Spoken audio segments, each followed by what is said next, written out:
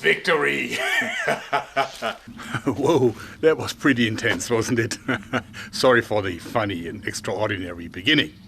And welcome to the Slingshot Channel. I know I've said that I won't do any more sponsored videos, but I changed my mind for this one occasion, just because when I saw the new Far Cry New Dawn game, I wanted to make that Sawblade crossbow badly. Therefore, I called Ubisoft up, and I had done something successful with the previous version, Far Cry Primal, with them, and asked them if they would be willing to support me so I can make this awesome crossbow. And they said yes. Therefore, one of the very few, probably one of the last sponsored videos you'll ever get to see on this channel. So, Far Cry New Dawn. What kind of game is that? Well, it's post-apocalyptic. It's a typical Far Cry game. This means that you have like a whole county called Hope County to explore, and actually you can also do expeditions to famous other places. We're basically fighting against the highwayman, led by two really nasty girls that are well armed and tough. And they have this sawblade crossbow, which is really, really badass. It looks badass, it shoots, and it can even evolve. It's one of the things I like on the game, that you can actually enhance all your weapons in your own workshop, and then they are more deadly. When you see this, the game is actually available. It came out February 15th, and it's available on the major consoles and also, of course, on the PC. So, saw blades like this, they look really mean, don't they? But in fact, they aren't really dangerous. Are they better than an arrow like this for the Cobra R9 with a hunting tip? No, certainly not. Because, see, this is really sharp and pointy, and it's even, kind of nasty to touch it. Whereas this basically is fairly blunt. Let me see if the camera focuses. Yes. As you can see, you can really not even cut yourself on it, except, of course, when it spins very, very fast.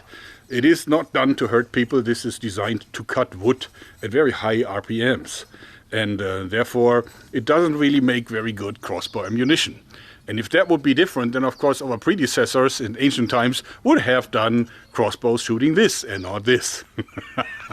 The biggest challenge building this crossbow was really making the projectile spin in flight. It doesn't really have to spin very quickly, because it's not for actually penetration. It will immediately stop to rotate once it hits something solid.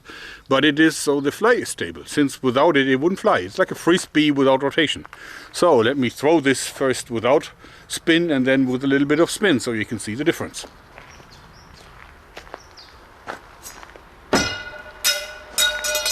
Not very stable. Okay, now with some spin.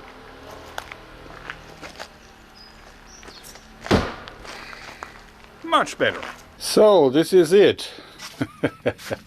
As you see, I tried to retain as many design elements from the original, from the game as possible. Here is the saw blade.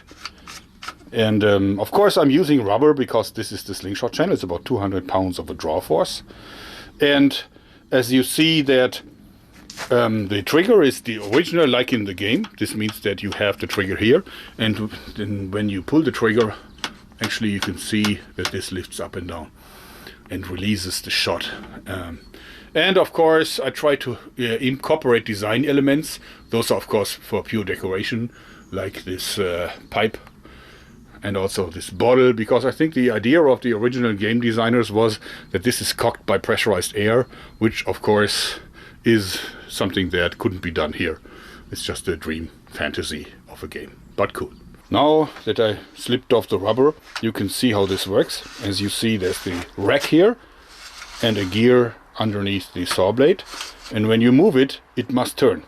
And actually, then on the last moment, it hits the stopper here. There is this aluminum wheel underneath. And if you look closely, you can see that there are neodyme rare earth magnets inside here that of course hold onto the blade. But of course the violent deceleration here at the stop makes it flying off like this. Yeah, from this perspective you can really see this is the gear, and as you see it must rotate. So this way I made sure that when this is fired, this is flying downwards, quickly turning and then shooting off the spinning saw blade.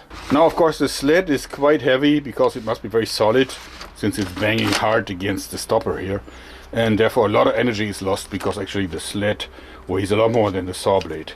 Therefore this is the disadvantage. All done to make it look like in the game and also to give it some basic spin. I really worked hard for this, but it looks cool and it works, and it's one of the biggest projects that I've done since there's so much detailed work that went into here. Okay, I hope you like this, because that's it for today. Thanks, and